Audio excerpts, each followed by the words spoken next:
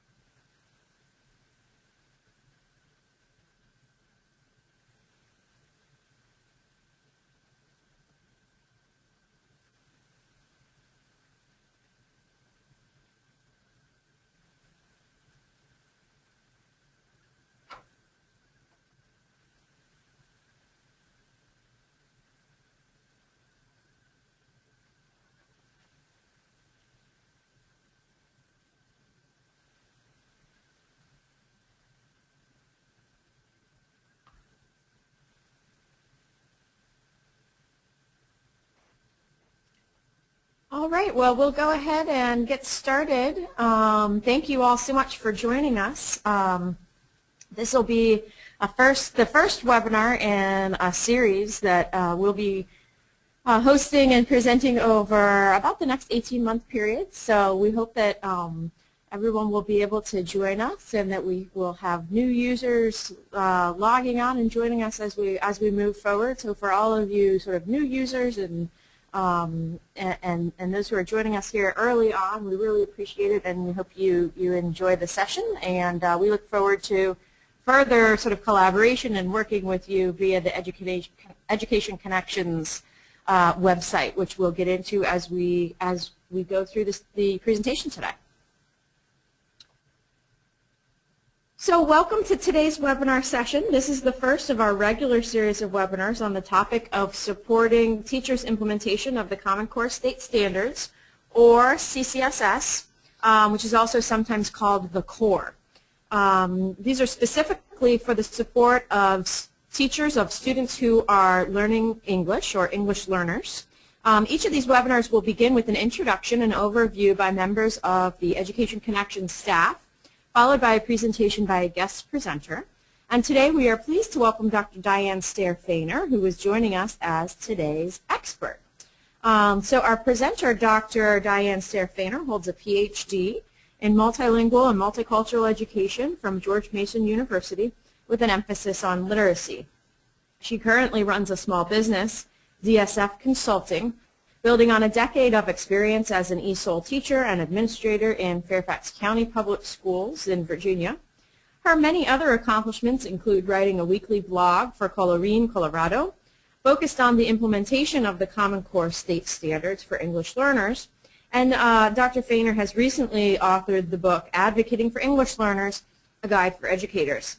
After Dr. Fenner's presentation, we'll answer a few questions about the session, particularly with regard to the CCSS for ELs, and then we'll wrap up. Following Dr. Fenner's presentation, we'll also talk briefly about the Education Connections lesson plan competition, which is currently active, and we invite you to participate and compete for the chance to win a $100 stipend in that competition. And thank you again for your time in joining us today for this webinar, and we again invite you to submit a lesson for the competition, and if you haven't already, to log into Education Connections at the link on your screen. So as I mentioned, we'll start off today with a brief overview that I'll mostly go over. My colleague Lindsay Massoud, who is also an Education Connections staff person here at the Center for Applied Linguistics, may jump in and help to prepare this presentation for today. So just a little bit of background. In recent years, there have been initiatives to promote college and career readiness throughout K-12 standards and practices in this country. Part of this initiative has involved the development and adoption of the Common Core State Standards. Now, CCSS has been adopted in 45 states as well as the District of Columbia, which is, of course, one of the reasons is highly relevant to the field. This change in schools across the nation with regard to emphasis on standards-based instruction and, of course, sort of systems of accountability has resulted in a number of questions with regard to implementation.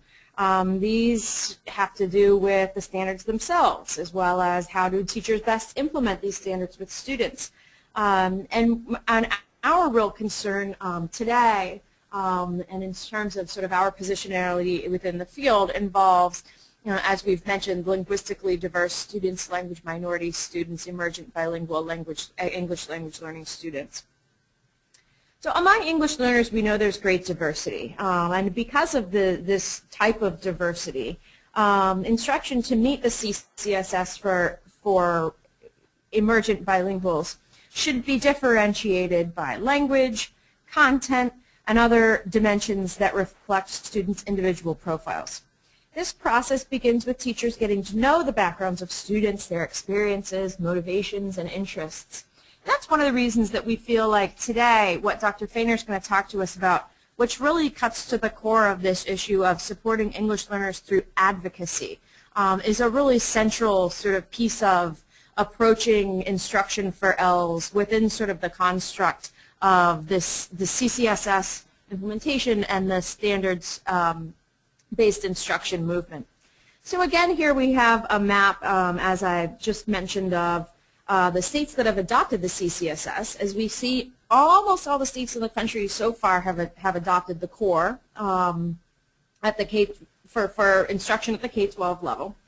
One of the things we do want to point out, even states that have not yet adopted the core, Alaska, for example, may have developed and be implementing instruction that is guided by state-based standards. And often those state-based standards also align very, very closely with the same topics and goals that drive the Common Core state standards.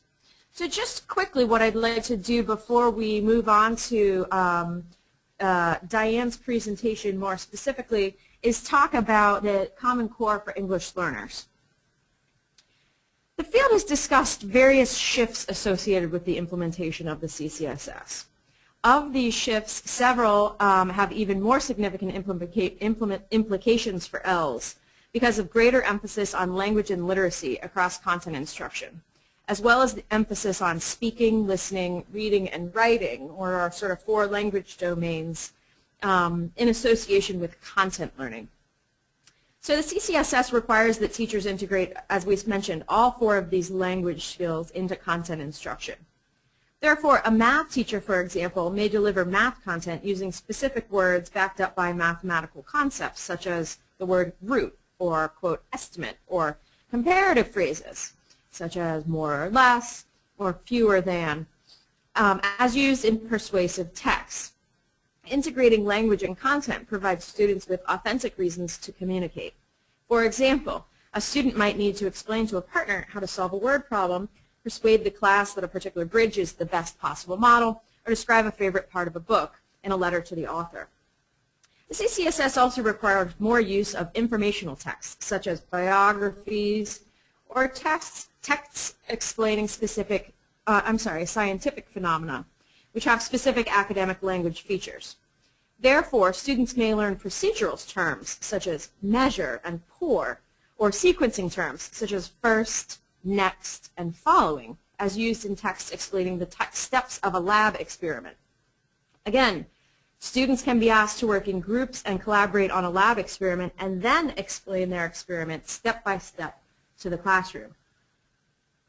CCSS writing standards promote the skill of argumentation as well, another shift, which is used often in college and career writing. Therefore, a teacher may ask ELLs to list the ways in which they use argumentation in everyday life, such as debating which football team is the best or why a particular pop artist is more popular. The teacher might then post in model sentence starters, such as, I think that because, or our evidence is, or I disagree because. Working with a partner or in a group, students could choose one of the areas of argumentation and engage in a debate using these sentence stems. So just quickly, we wanted to point out before we again move on, other content standards that are also associated with the standards movement. These include the Next Generation Science Standards, the Common Career Technical Core, which have to do with college and career readiness, and CTE supports for students, as well as various state standards, including, for example, although state standards are not limited to these two, the standards that are followed by Virginia and Texas. The last piece we wanted to point out before, again, moving on to Dr. Fenner's presentation, are other English language standards. So in addition to content standards, there are also standards that drive, for our purposes, for the purposes of instructing emergent bilingual students, standards associated with development of English language proficiency. So we just wanted to mention the WIDA standards, the ELPA 21 standards, as well as other state-based ELP standards. And these are in Arizona, California, Connecticut, Georgia, Hawaii, Indiana, New York, and Texas. So with that, I will pass it along to our expert for today. And Dr. Fenner, thank you again so much for joining us. I'd like to also mention to our audience that please do feel free to submit questions as we move forward here and listen intently to what Dr. Fenner has to share with us today. We'll be accepting questions throughout her presentation, and we'll be tracking these, and we'll use these to guide our question, a little discussion in response to your questions directly following her presentation. Thanks so much, Sarah. Again, this is Diane Staehr Fenner. I'm really happy to be here today and to be talking with you. As Sarah mentioned, I head up a small consulting firm called DSF Consulting, and we support English learners' success and the success and support of their teachers as well, primarily in the United States. So I'm going to be talking today about advocating for ELs within the Common Core framework and my objectives. I'm just asking for a little technical support to minimize what I see on my screen, are to, first I'll talk about my own framework for English learner advocacy and success, and then look a little bit about why is this urgent to advocate for English learners within the Common Core? Why are we looking at this now? We'll talk about some examples for how to advocate for ELs so that they can meet and succeed with the Common Core. And I'll begin with doing an equity audit that'll kind of frame that conversation. And then we'll look through some examples from the field of an individual learning plan, examples of how you can advocate for ELs through assessment, and talk a little bit about advocating for ELs by determining how much background knowledge to teach them within the Common Core.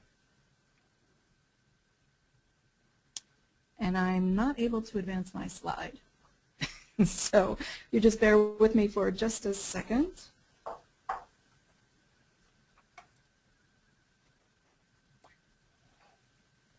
In here, okay. A lot of the content I'm talking about today is from a blog that Sarah mentioned that I write for the Colorín Colorado website. And the URL for that blog is at the top of your screen, blog.colorincolorado.org. I've been writing the blog for almost a year and a half now, and it's really the only blog in the country that features what the Common Core means for English learners. And I've been very fortunate to be involved in so many different conversations going on in terms of what teachers are saying and what teachers need. And the blog really focuses on distilling a lot of the information that's out there and presenting it in practical, actionable ways that teachers and administrators can use. And it's not only for English as a second language teachers and specialists, it's also for administrators and content teachers. So first I'll talk about, why even talk about advocating for English learners? Kind of what's the big deal? Why is this an urgent matter? And this is kind of, the so what piece. Why do we even need to focus on this?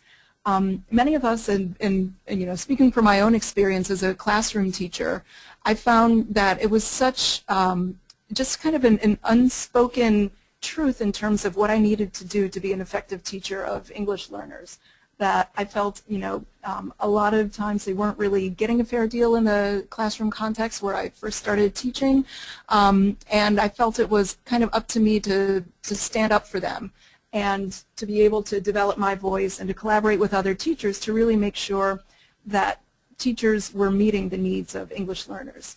And to that end, I'd had the idea percolating for a long time about writing a book on the topic, and thankfully I was able to do so. My book called Advocating for English Learners, A Guide for Educators, was just published a couple of months ago by Colorín Press, and it's framed around these 8 chapters and 8 different topics. And I'll be touching on a few of these topics today. It's not written specifically for advocating for ELs within the Common Core framework, but I've taken some of this material and have applied it to Common Core. So if we want to look first, to make sure we're kind of all on the same page of what does advocacy mean, what does it look like? The term comes from Latin, advocatus, which means one call to aid, and it also means speaking on behalf of another. And some cognates from other languages, if you do speak another language, abogado in Spanish, advogado in Portuguese, and avocé in French. And if you speak one of these languages, you might have figured out that these cognates are for the term attorney. So an attorney is somebody who speaks on behalf of others and kind of helps others navigate unfamiliar environments and sees them through. And so I take the concept of advocacy one step further. We know that instructionally, when we work with English learners, we have to scaffold our instruction, right, or make sure that the instruction we deliver is specific to each and every student, and it's really going to depend on the student's background, how much scaffolding or support we provide them in instruction. And also this is true for advocacy. The advocacy we need to give our students and their families is really dependent on what they're coming with, what their background variables are. Some ELs need a lot more advocacy than others. And we also, though, a big part of advocating for ELs is not doing it all and not doing it all the time. You'll experience what some call compassion fatigue by doing it all by yourself. And so the goal should be to gradually remove your advocacy support as ELs become their own advocates and as their families learn to, advocate for themselves and to learn their rights. And so for the goals are all educators to be able to work together to advocate for ELs, and for the families and students to be able to advocate for themselves. And some big issues, let me take a quick drink of water, around advocacy for ELs include, top of the list, the Common Core. The Common Core is really, a lot of people see it as a great opportunity to include ELs in the conversation, and especially in terms of the amount of academic language that's referenced in the Common Core. This is an area in which we can really do a lot of good if we approach things thoughtfully. And of course the debate, that's a big debate in terms of all students and the Common Core, but we're really focusing on what we can do for ELs and their educators and families. More advocacy issues in the Common Core and beyond include the assessment of ELs. Teacher evaluation is a big issue that I'm working on, and I'm just actually signed another book contract with Corwin to write about teacher evaluation systems that are inclusive of all teachers who teach English learners as well as students with disabilities. This is really a big area where the field needs to go and where we need to do more work to be inclusive of all students. Another area to advocate for are ELs' parents' voices and working with them to help them advocate for themselves. Moving away from a deficit paradigm where we see ELs as strengths and we see and work with their unique strengths and gifts that they bring to the classroom. And another advocacy issues obviously is around immigration and people's views of immigrants in general. So I live here in the DC area, and I get to go to a lot of these kind of very, wonky meetings where people talk about, oh, we have to share the responsibility to teach ELs, and I totally agree with that. We all have to come together and work together so that ELs are seen as everyone's kids, not just the ESL teachers' students. But to me, it goes beyond that we also have to get teachers on board to see that it really is a joy teaching English learners. And just to be able to recognize all the strengths that they bring with them. And the tools I'll share today are going to support the sharing the responsibility, but hopefully also getting to the joy of teaching English learners. When I think of responsibility, I think of the things I have to do, like, oh, I've got to go take out the garbage, I've got to do the dishes, I've got to, get my kids' lunches ready, and that's responsibility. But joy goes beyond that. So, working with ELs should, not just be our responsibility, but we should also, have some pleasure in doing so. So to be able to, share responsibility and joy for ELS education, I see it as kind of a four-part framework that I talk about more in my book. And we can work with educators who are, maybe not so much on board in terms of working, with ELS, not at their own fault. I mean, when I studied and got my certification to teach English as a second language, I never learned anything about special ed, yet I had kids with special ed needs in my classroom. And so the same is true for content teachers who probably didn't learn much about teaching English learners when they were in their pre-service program. So to be able to share the responsibility and joy, we have to look at educators' beliefs and expectations around language and working with ELS in general. They have to also reflect on their own culture and what that means on their own teaching. A lot of times educators who may not speak another language or have lived abroad might not even think they bring their own culture to their teaching, but they really do. And it's important to explore, where people are coming from. We also have to help educators build empathy for ELS and their families, and again, I talk about some steps for how to do this in my book. It's not always easy. Again, if you haven't walked in an English learner's shoes and experienced what it's like. And finally, we have to really build the part about collaboration among ESL teachers, content teachers, and administrators, which is so important to be able to really come together and to work with ELS. And so advocacy really does have a ripple effect. You might feel like you're the only teacher who is standing up for ELS and working on their behalf in your own classroom. But if you start to reach out and to work with other teachers, you can really have this ripple effect. You can build outside your classroom to a group in your school. You can take it to the district level, to the state level, and to the national level. So it really is possible to do a lot of good, even beyond your classroom. So we'll look next at, we'll kind of narrow our focus to looking at how do we advocate for English learners within the Common Core. And again, I invite you to send questions and keep submitting them. Hopefully, I think we have some questions coming in already, which is great. So collaboration is such a key for English learner achievement within the Common Core, and it depends on forces beyond the ESL teacher. So it's really a system that works together, and we'll definitely explore this collaboration piece a bit more within this presentation. And so one piece of collaboration is the role of the ESL teacher. And with the implementation of the Common Core, we've started exploring what does the ESL teacher, what do they do, and what should they be doing. And I'm fortunate to do a lot of work with TESOL International Association. And with TESOL, we brought together a group last year of teachers, of administrators, of researchers, and thought leaders and policymakers within the field of English learner education. And we brought them together to talk about what's happening with the Common Core and what are ESL teachers' role within this.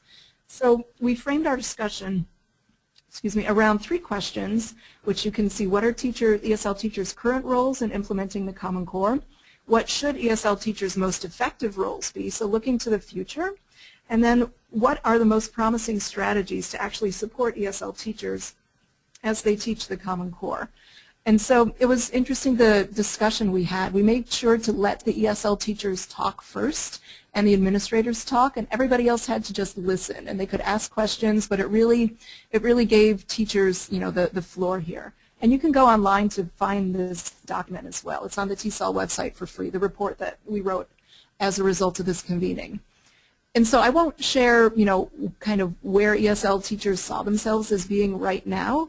There definitely is, a lot of wonderful things ESL teachers are doing, but they also described, some room for growth and for moving forward within the field. So they described a vision for their most effective roles, and they saw the need, and as did the researchers and policymakers, to really redefine what ESL teachers' roles will be within the Common Core, seeing them more as moving into roles as experts, advocates, and consultants. So really focusing with content teachers to help show them some strategies and help model strategies in effective teaching and think through some big issues that are happening in the classroom for their students. And undergirding all of this is the role of the principal or the administrator, who really has to kind of set the tone for all of this good work to happen and for all these paradigm shifts to take place. And just on a personal note, my company's we're doing some work with a few school districts around the country now who have come to us and said, we need some help. We need to help ESL teachers develop their roles as leaders within their building, especially in terms of the Common Core implementation. So it's been very interesting work helping ESL teachers develop their own voices. And so within part of this framework is the sphere of influence. And what does that term mean even? So in international relations, a sphere of influence means a spatial region or conceptual division over which a state or organization has significant cultural, economic, military, or political influence.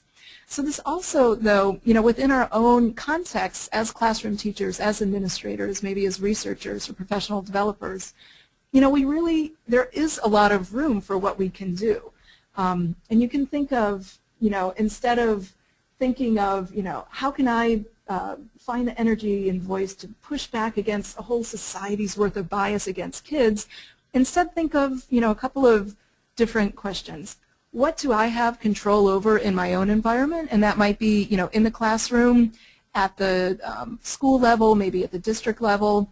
And how can I commit to creating an equitable and just learning environment within my own sphere of influence? And these questions come from from an educator named Paul Gorski, and he's quoted in my book as well. And so you really have to kind of first examine what is your sphere of influence. Where does it extend? Thinking of a couple slides back of the advocacy ripple effect. Am I influencing at the classroom level? How can I build that out beyond that level? And think of, who do you need to work with to make that happen? Do you have an administrator who's particularly, welcoming of English learners in your school? That was my case when I was first teaching, that I had all these great ideas, and thankfully I had a principal who was behind me 100%. Now, I know that's not always the case.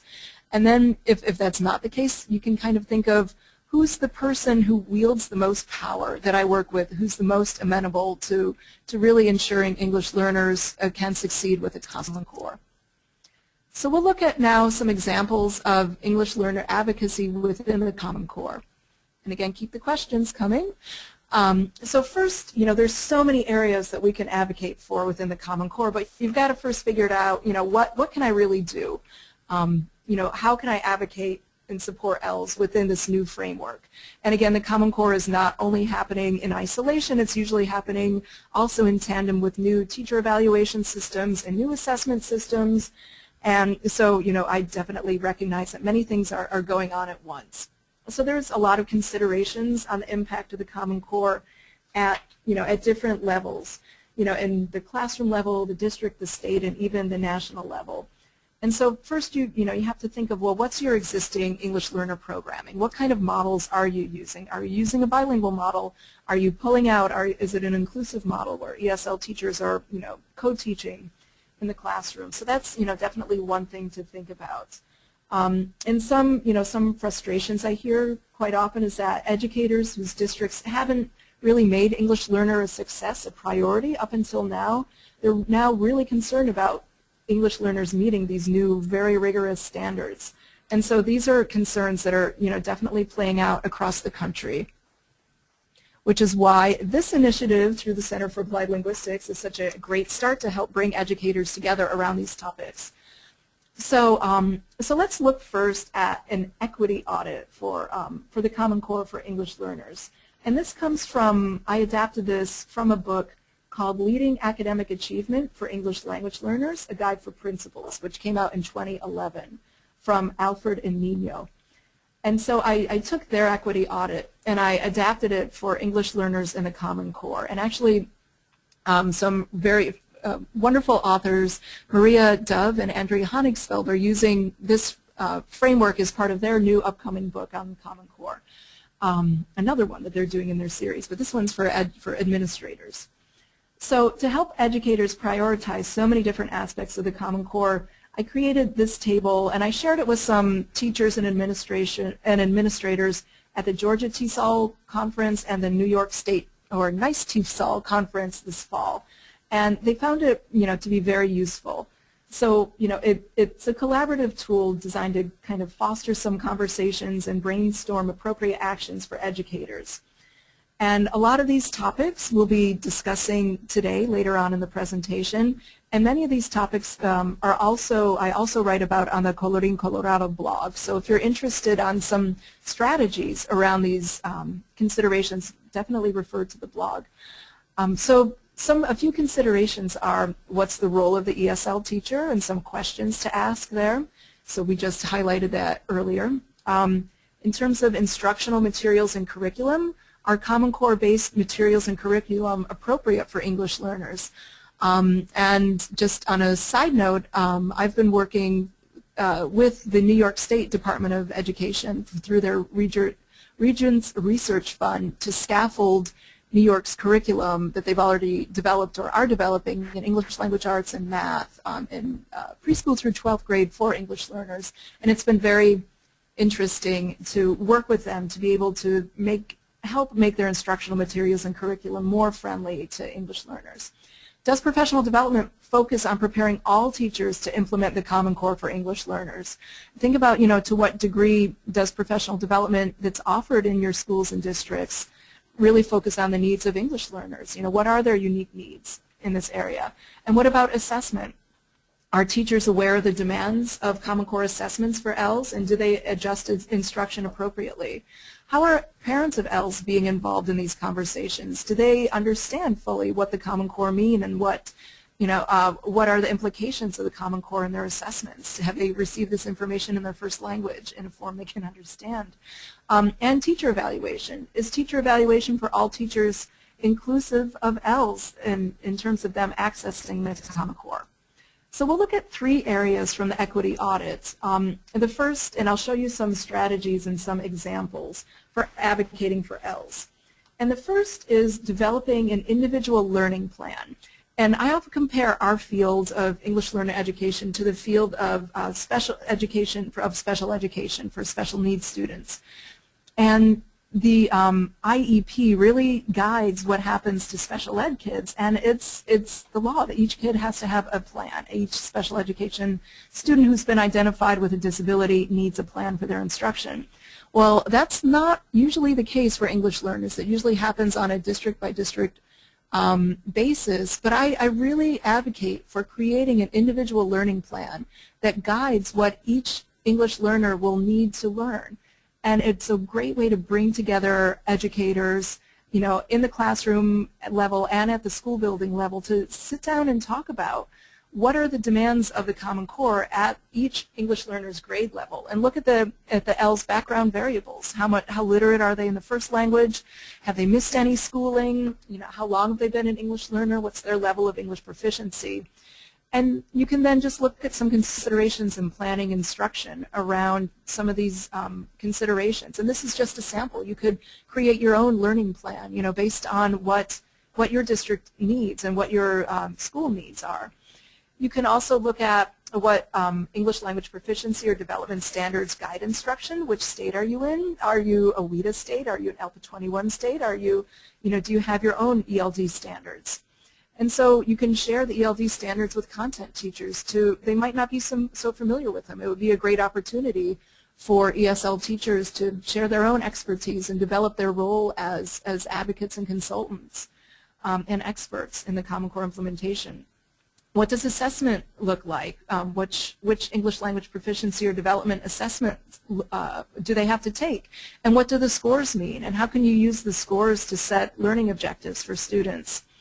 What kinds of scaffolds do ELs need in instruction to support their learning within the Common Core framework? The ESL teacher could share some appropriate scaffolds depending on where the student's coming from. That might be effective in instruction. Excuse me. And what are some student objectives? So, taking all of this into consideration, all of these the ELPD standards, what assessments look like, scaffolding that's effective.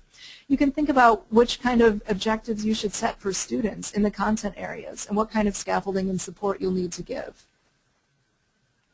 So another area in which we can all advocate for ELs and Common Core is within Common Core-based assessments. So the guiding question from the equity audit that frames this conversation is, are teachers aware of demands of the Common Core assessments, and do they adjust instruction? So here are some steps you can take, and I wrote a couple of blog posts on this here. The URL is at the bottom of the page, at the bottom of the screen. You can first, figure out which Common Core-based assessments your ELs will be taking, and there are certain regulations, and certain states want to change those regulations as well. You can then sit down and look through some sample test items that the consortia have released in the content areas, in EL, English Language Arts, and in math, and see, what are all kids being asked to do, and what's going to be especially tricky for English learners. Is there some assumed background knowledge, for example? Are they familiar with computerized testing, if the test will be computer-based? Are they familiar with the language demands of the texts? Are they familiar with comparing and contrasting texts, for example? And then the next kind of challenging step is gathering some resources for your colleagues. If you're the ESL teacher, you can map what the demands of the assessments are to some strategies which might work in terms of helping ELs, for example, learn academic vocabulary and language that they'll need, that will also work within instruction to prepare them for the assessments and to prepare them for Common Core-based instruction and help position them to succeed. And you can, if you're the ESL teacher, model these strategies for English learners and check back. And this is an iterative process. I should have included one more arrow, that this would loop back up to determining which assessments your ELs will be taking. This is going to be changing from year to year. And the last area I'd like to touch on is advocating for ELs in terms of background knowledge within the Common Core. And as Sarah touched on earlier in the presentation, working with nonfiction texts is one of the major shifts of the Common Core, as is this notion of close reading, in which students are responsible for their own interactions with the text, and they gain their meaning from the text, not from what the teacher necessarily tells them about the text, which is a real shift in how instruction had been happening typically in the past. So this is, again, the last area that I'll be talking about, and there's been a lot of debate about what the role of background knowledge is within a close reading paradigm. And I found there was a great article by Tim Shanahan, which came out earlier in 2013, and it's online. It's through the American Federation of Teachers, American Educator magazine. You can download it, and it really, to me, does a great job of distinguishing, as teachers, what do we do now with background knowledge? It's a continuum of beliefs, with some teachers believing we have to give students as much background knowledge as we can before they read a text, and spending 4 or 5 class periods doing so. By the time they get to the text, they already know everything that's going to be presented to them, so they really don't have a reason to go into the text and look at it itself. And then on the other end of the continuum is some believing that, students have to read everything cold. They can't know any background information. Well, Tim Shanahan is saying, there is definitely a balance here, and we have to figure out how to prioritize and how to determine, how much background knowledge to give and what's appropriate. And he talks about 2 kinds of background knowledge.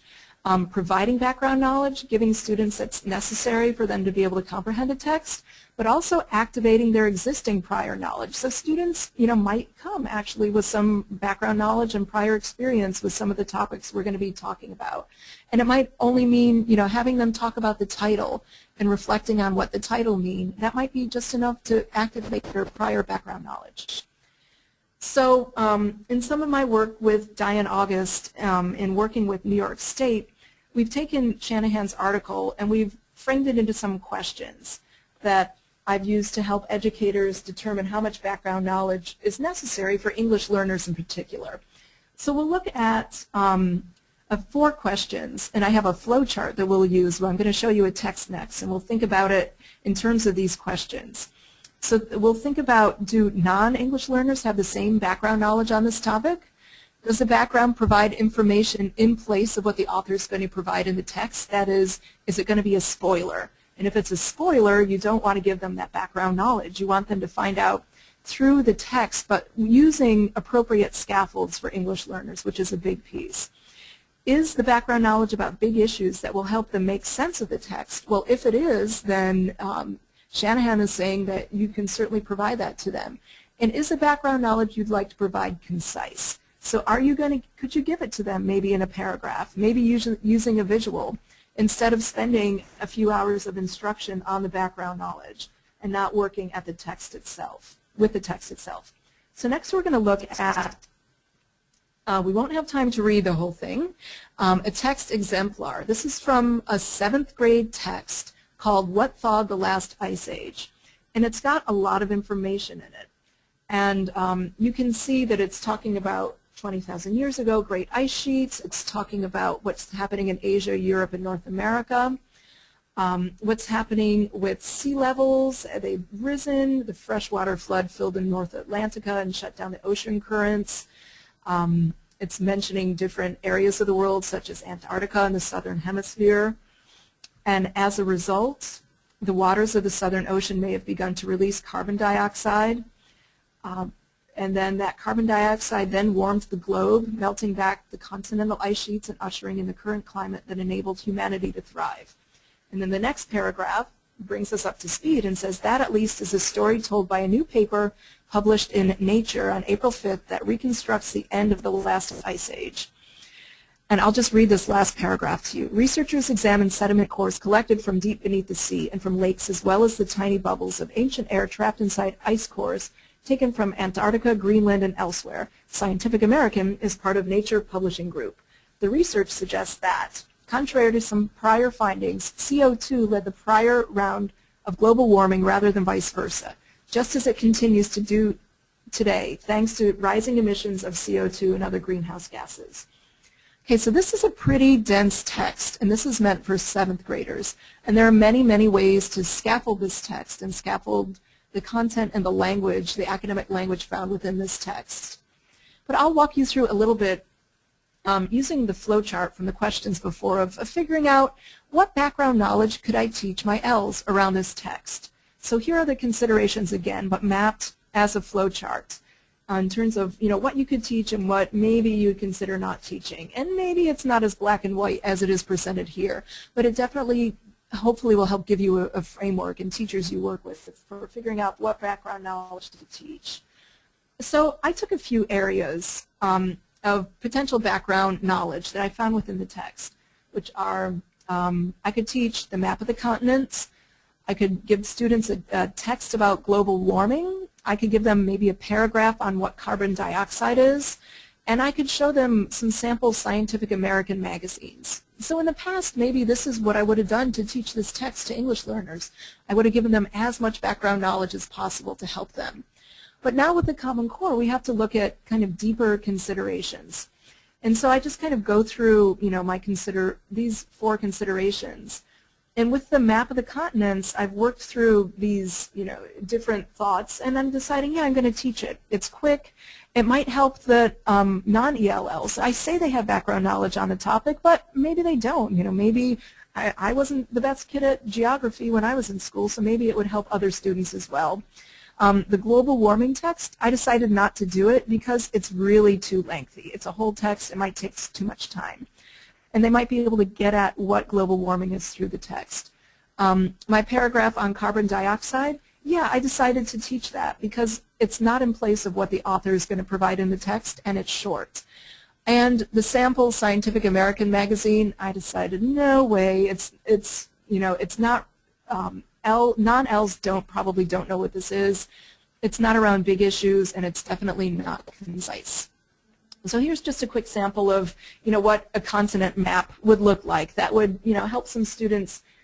It might help them activate their prior background knowledge, or it might help them just learn a little about and kind of put things into context in terms of what they're going to be reading about. And some ways to teach background knowledge could be as homework for the Ls. If you work with English learners and native speakers within the same setting, you might want to give these background knowledge pieces to, the concise pieces to English learners as homework, for example. Or maybe the ESL teacher could work with them on these pieces prior to or during instruction. You could have them read a very brief paragraph of background knowledge for homework, for example, and have them answer some scaffolded questions that will help them get at some of the terms and concepts they'll be working with.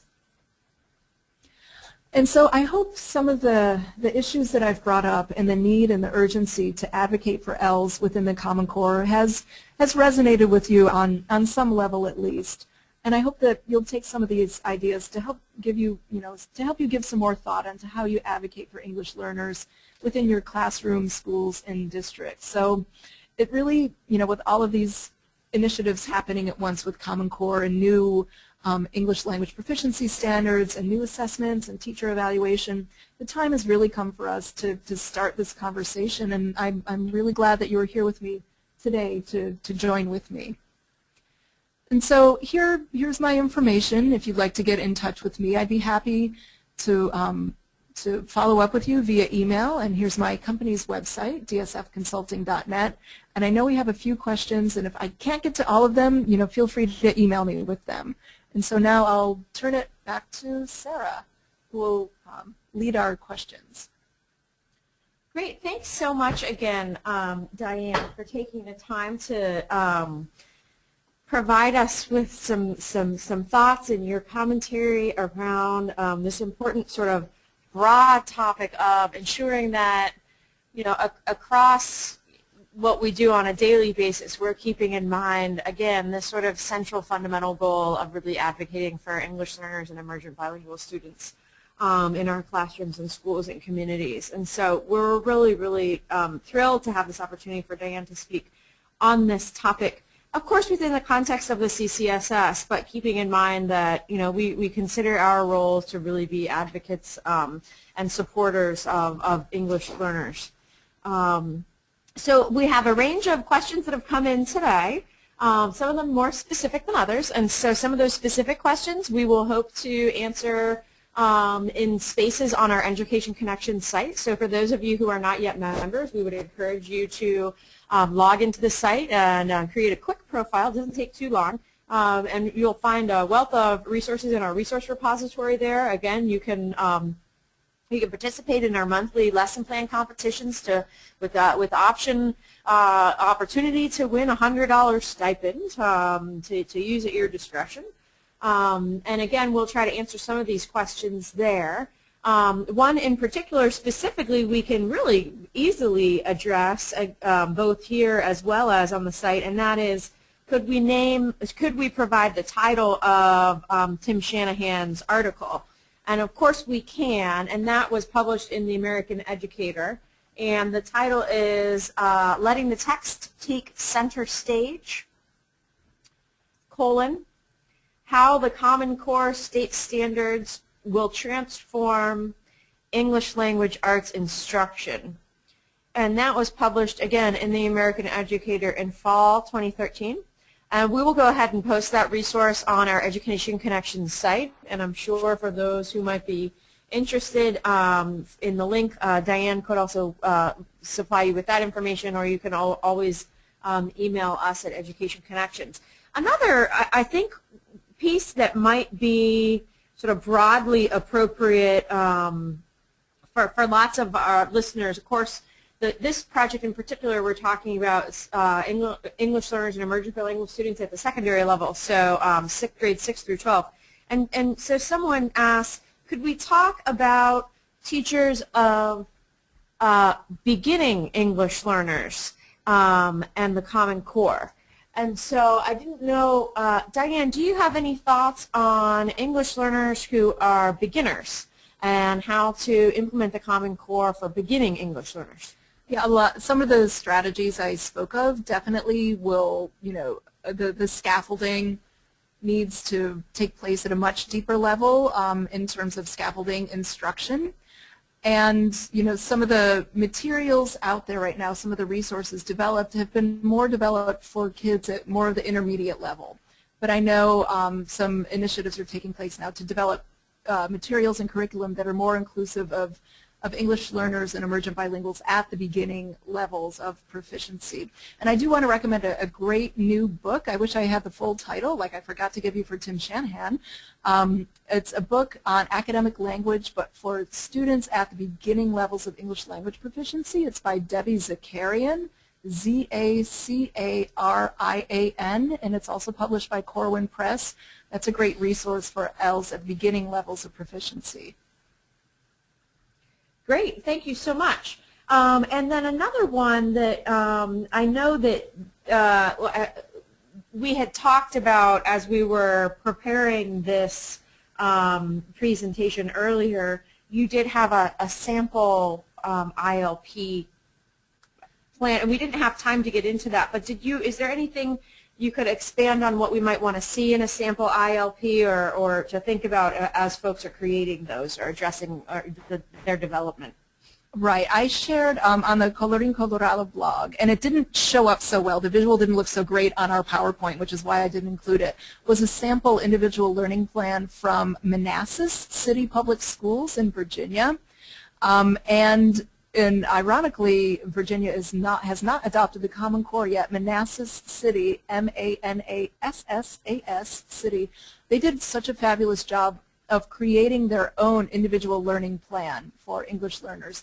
And it really has like a menu of scaffolds that you can use for English learners depending on what their level of proficiency is, and it sets objectives for them in each of the content areas. Well, it's a tool for educators to set objectives for them in each of the content areas twice a year.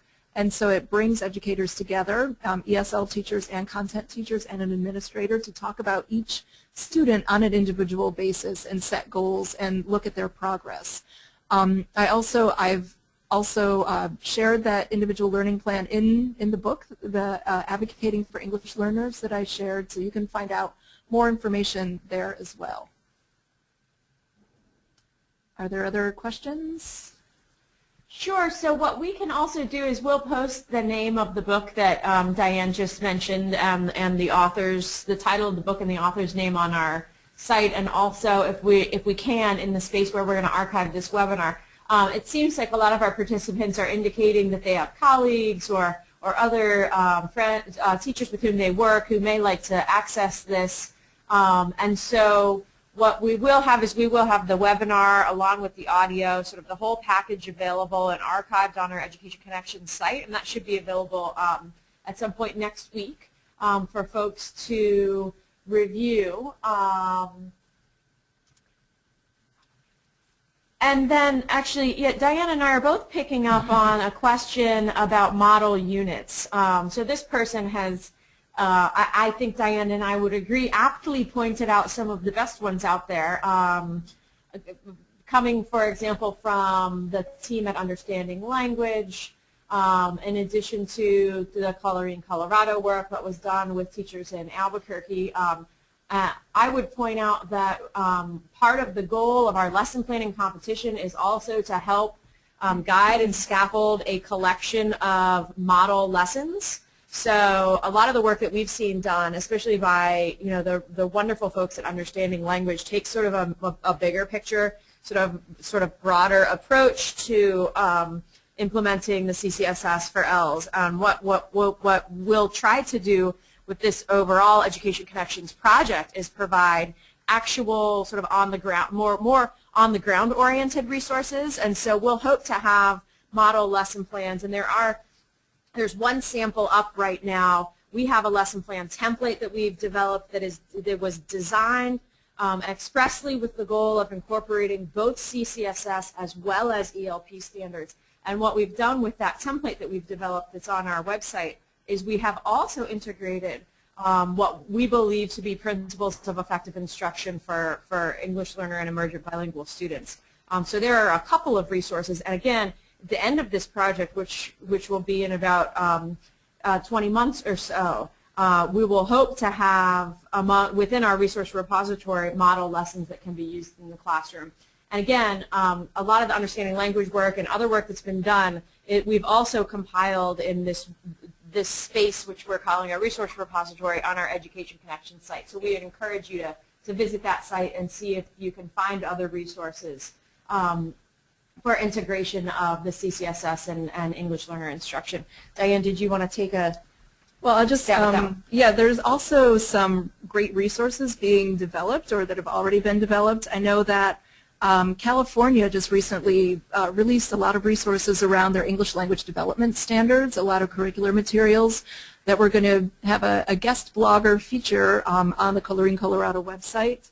Rhode Island has also been doing a lot of work with their teachers in developing curriculum around the Common Core for English learners. And as I mentioned, in New York State, we are working with them on developing curriculum that will be eventually posted on the Engage New York website. So there are a lot of things in the works. There are things happening at the district levels too that I would please let me know of. Send me an email, Diane@dsfconsulting.net, and we can share that with Education Connections and through other sources. Great.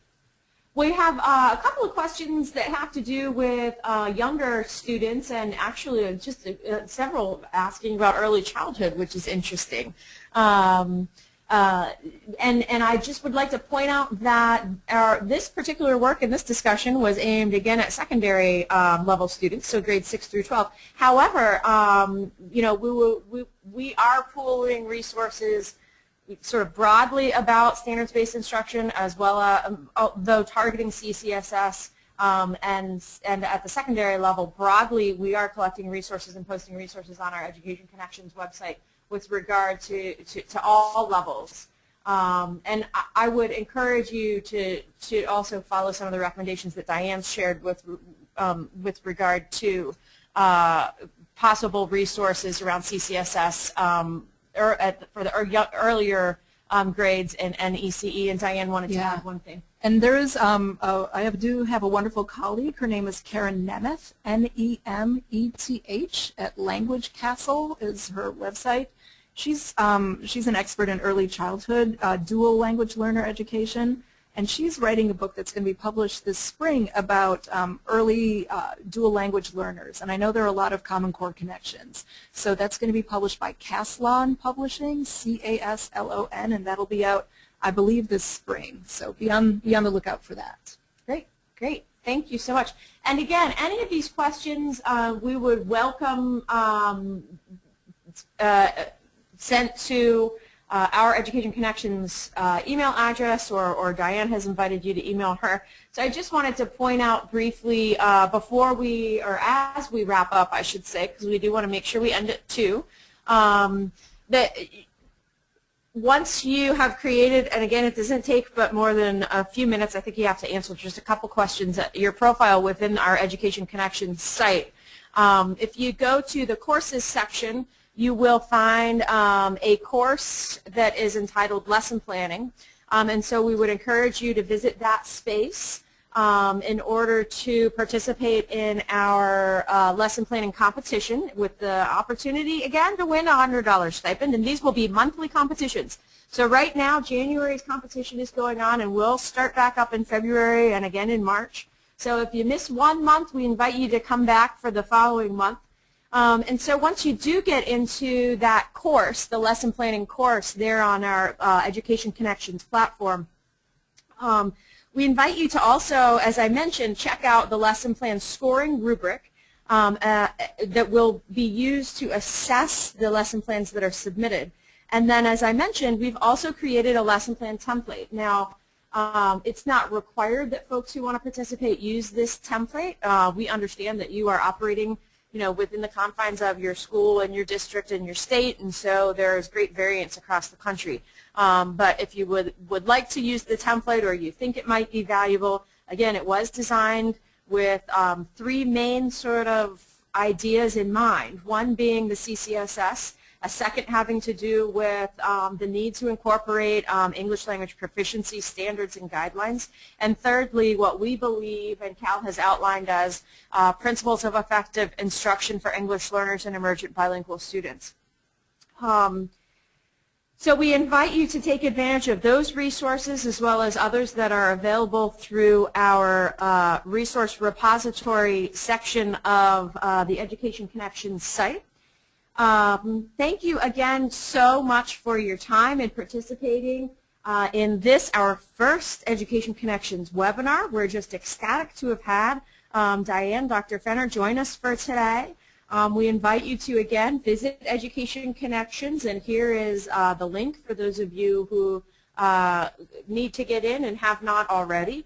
There you'll find resources around standards-based instruction and English learners, webinar archives of this and future webinar presentations, lesson planning resources like those I just discussed, and the chance to win $100 monthly. And then, really fundamentally what we're trying to do with the Education Connections project and this site is provide a space for teachers to network with one another and for you to leverage your and your colleagues' expertise and shared knowledge around this really important goal of implementation of instruction that supports the language and content learning needs of English learners. Of course, with guidance from us and the experts we bring in and from the resources that we've provided. And then we've just added our email, edconnect@cal.org. If you have any questions or encounter any challenges in signing up or getting into our Education Connections platform, edconnect@cal.org is where you can send an email. And I mentioned a couple of minutes ago, this webinar will be archived within about the next week on our Education Connections site. And once we have that link up and running, we'll share it with Diane, and Diane can share it with her followers via the vehicles that she's most familiar with. And again, here's our link if you still do need to set up a profile within Education Connections. And with that, it's 2 o'clock and we're at time. So thank you again to each and every one of you for joining us. And our doors and emails are open for any future collaboration, communication, questions, comments, all of the above. So thank you again for your contributions to the field, and we hope to see you for the next webinar and contributing to the lesson plan competition. And Diane, did you want to say a goodbye? Oh, goodbye. Thanks so much. Thanks for joining us, everybody. All right. Take care.